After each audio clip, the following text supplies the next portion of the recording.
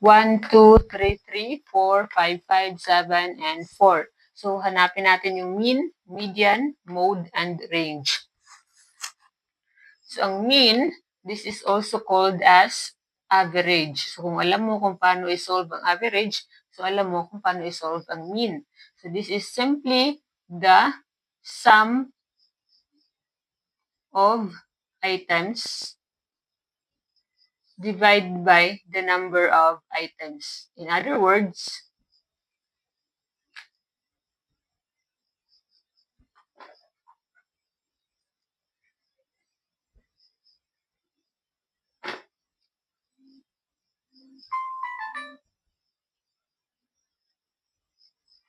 so bali, i-add mo lang itong lahat ng numbers dito, tapos i-divide mo kung ilang numbers meron.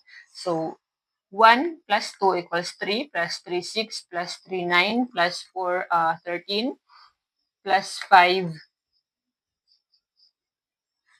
18, plus 5,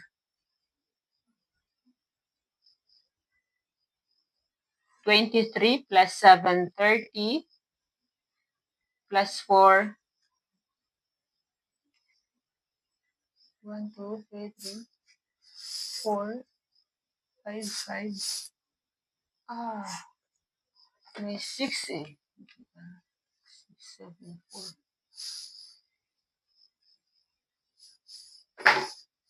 5, 5, 6, 7, 4.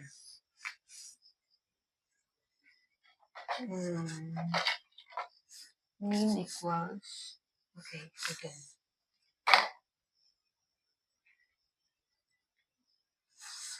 1, 2, 3, 3, 4, 5, 5, 6, 7, 4. So, i-solve natin ang mean, ang median, ang mode, at saka yung range.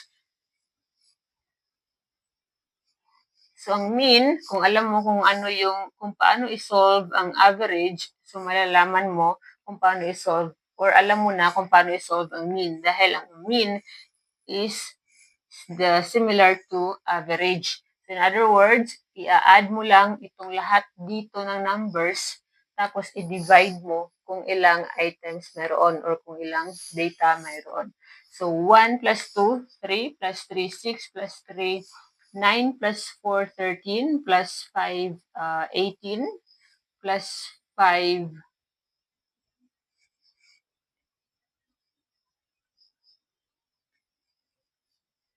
23, plus 6, 29, plus 7, 36, plus 4, 40. So, there are 40 total sa lahat ng data. So, now, ilang data meron? 1, 2, 3, 4, 5, 6, 7, 8, 9, 10. So, there are 10 numbers or items. So, 40 divided by 10, so it means that mean or average is equal to 4. So, how about the median? So, sa pag-solve ng median, always tandaan na kailangan mo munang i-arrange from lowest to highest or in ascending order para makita mo yung median. Yung median, ito yung middle number, yung gitnang number sa set of data. So, arrange muna natin. So, 1, 2, 3, 3, 4. So, madaling i-arrange itong example natin. So, may isang 4 pa dito. So, dito natin isunod. 5. So, the rest are already arranged in ascending order or pataas. So, median. So, dahil merong 10 items or even yung number of items natin, medyo mahirap hanapin yung gitna, di ba? Pero kung halimbawa, kung 5 items lang yan, halimbawa 1, 2, 3, 4, 5, kita mo kaagad yung gitna, di ba?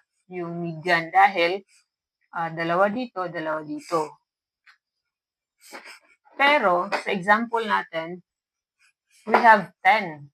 So we have even items, even. So 10. 1, 2, 3, 4, 5. So ito yung pang-5. So from dito, 1, 2, 3, 4, 4, 5. So, ito rin yung pang-5. So, now they are equal. May 4 dito, may 4 dito. So, dahil dalawa yung nasa gitna, yung dalawang 4, so, i-add natin ang dalawang 4. So, 4 plus 4. Tapos, i-divide natin by 2. So, 8 divided by 2. Ibig sabihin, ang median ay 4. So, ganyan yung gawin ninyo palagi kung even yung items. Kung halimbawa, kung 6 items, for example, we have 1, 2, 3, 4, 5, 6. So, di ba? Yung gitna ay ang 3 at saka 4. Dalawa dito, dalawa din doon. So, yung gitna. So, i-add mo yan, 3 plus 4, tapos i-divide mo by 2. So, always do that. Add ang dalawang gitna, tapos divide by 2. So, we have 7 divided by 2. We have 3.5 yung median. Okay? Kasi kung, tulad ng sabi ko kanina, kung add, mabilis makita yung gitna. Pero, ito, kung even, mayroong 6. So, even yung number of items. So, dalawa yung magiging gitna. So, i-add mo, tapos i-divide mo by 2. Okay? So, klaro na yung median natin na yung gitna. At kailangan i-arrange muna siya from lowest to highest or yung tinatawag na ascending order. So, how about the mode? So, ang mode, ito yung number na may pinakamataas na occurrence sa set of data. Yung mas maraming number sa set of data. Halimbawa dito. So, yung 3, dalawa. So, dalawa ang 3, dalawa ang 4, dalawa din ang 5. So, dahil tigdadalawa sila parehas, therefore, ang set of data natin, mayroong 3 modes. So, ito ay ang 3, ang 4, at saka ang 5. Okay? So, kung halimbawa, yung set of data natin ay, for example, 1, 2, 3, 4, 4, 4. So, kung ganito yung set of data, ang mode ay ang 4. So, mode is 4 dahil ang 4 ang may pinakamarami. So, 3 ang 4, dalawa lang ang 1. So, yung may pinakamarami, yung pinakamaraming numbers, yun yung mode, okay? So, dahil dito, patas sila, dalawang 3, dalawang 4, dalawang 5. So, our mode is 3, 4, 5, okay? So, next is range. Ang range, this is very simple also. Highest minus lowest lang yan. So, yung pinakamalaking number sa set of data, 7, minus pinakamaliit na number 1. So, yung range ay 6. Diba? Napakasimple lang talaga nito. Kailangan mo lang maalala kung ano yan. So, yung mean, same with average. Yung median, pinaka-middle na number, pinaka-gitna na number. Pagkatapos i-arrange from lowest to highest. Yung mode, yung may pinakamaraming occurrence sa set of data. Tapos yung range ay highest minus lowest.